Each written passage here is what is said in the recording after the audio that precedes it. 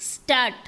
Mr. Deputy Speaker Sir, at the outset, I thank you very much for having given me this opportunity of taking part in this discussion. I am particularly thankful to the Honorable Chief Minister also because after my election to this august house, this is my first speech.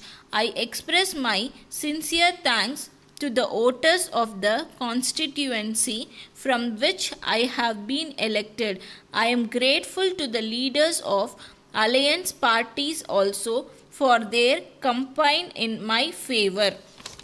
First of all, I would like to take up the matter of rising prices. I am sure that our government will be in a position to tackle this difficult problem effectively within a few months.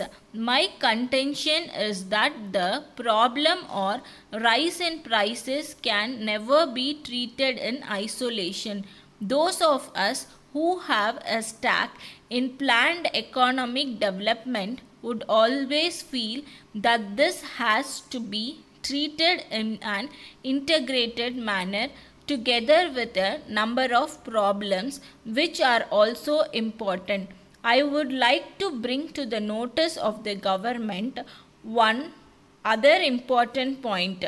If we treat agriculture as an industry, a number of benefits that are made available to industry now for its development will become available to agriculture also. Then I would like to say a word about technology. It is a well-known fact that we rely more on manual labor for our agriculture. So there is no improvement beyond a particular stage. I request the government to take steps to introduce more modern methods to increase the yield per acre. Then I would like to touch upon the effort taken by the government to improve the standard of education. It is an accepted fact that the allotment being made in the budgets of every year is on the rise. The government are also monitoring the various wings of education department to cope with the changing trends. I request the government to give priority to the important needs of the school-going children. The government should see that all students get their textbooks in time. There is a general complaint that new books are not made available in time to meet the actual demand. When the schools reopen after vacation, the teaching community should be alive to the changing situations and impart education to the students. They should not lag behind when compared to the other states. In this connection, I am confident that the government will also look after the welfare of the teaching community. We have to bear in mind one other important matter, that is about the public distribution system. The government are taking steps to supply food articles at subsidized rates to the people below the poverty line. Though the subsidy elements is more, the intention of the government is to serve the poor and needy in the larger interests of the state. Then I wish to point out that more industrial units should be set up in the backward areas in order to provide employment to the educated youth men and women. I hope and trust that banks will offer loans at low rate of interest to those who wish to start industries in the rural areas. I also want the government to bestow more attention on the laying of roads to connect each and every village.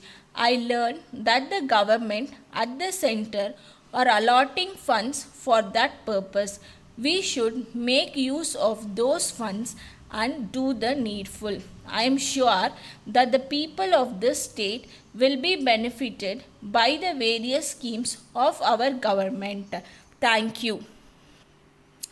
Letter dated the 10th November 2003 from Ram and Sons, Madurai to Messrs. John Brothers, Chennai. Dear Sirs, we are in receipt of your letter of the 3rd instant, wherein you have stated that you have already settled our dues by means of a demand draft for 5,000 rupees. In this connection, we would like to draw your kind attention to our reminder last week. We are very sorry to state that we have not received any letter enclosing your demand draft in settlement of our dues. It is now for you to take necessary steps to find out the cause for the loss of the draft. We fear that it would have been lost in transit. We would suggest that you may make a complaint to the concerned postal authorities for the purpose of tracing the missing article. If it is not worthwhile, you may approach your banker for issue of a fresh draft in place of the last one. You will have to satisfy them that the draft has been really lost. Perhaps this will take some time, and therefore we would prefer to get your payment early without much delay. If you obtain a fresh draft and send the same to us, we will be much obliged to you. You can get refund of the amount covered by the earlier draft which has been lost in due course of time. Yours faithfully. Stop.